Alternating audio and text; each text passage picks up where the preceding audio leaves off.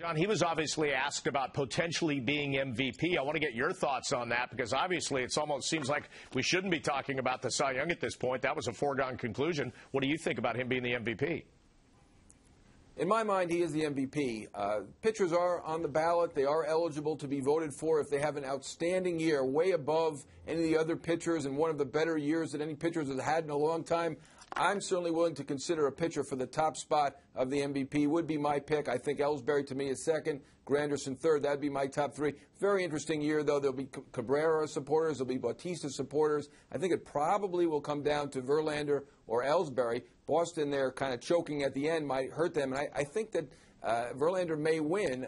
You know, I felt that Pedro should have won in '99. He was so much better than anyone else, and Ivan Rodriguez was the MVP that year. I think sometimes people hold it against the pitchers that they are a pitcher, and I know that when Willie was playing in '78, I felt as a fan at the time Ron Guidry was the MVP, going 25-3 with a 1.74 ERA. A guy like that, he barely got a whiff. He came in second, but I don't know if he got a first-place vote at all.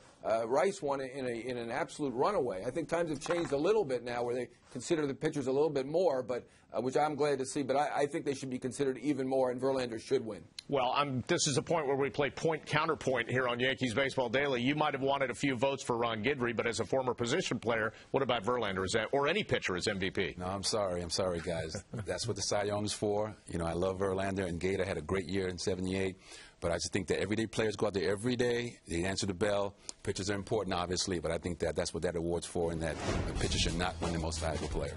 Well, what about the counter-argument, Willie, that Verlander cited today? He says, if my manager knows I can go deep in the game, as he did, leading the league in innings, you know, that affects us 3 days, really, the day before, because he can use the bullpen more, my day, and then the day after, because the bullpen's rested.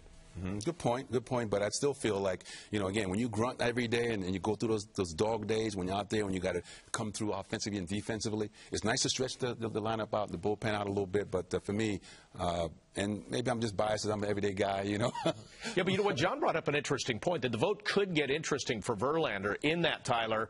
You know, we saw some of those other guys. You cannot make the argument that Miguel Cabrera isn't really valuable to the Tigers as well, that Granderson wasn't that for the Yankees. Right, or Alex Avila, for that matter, a catcher.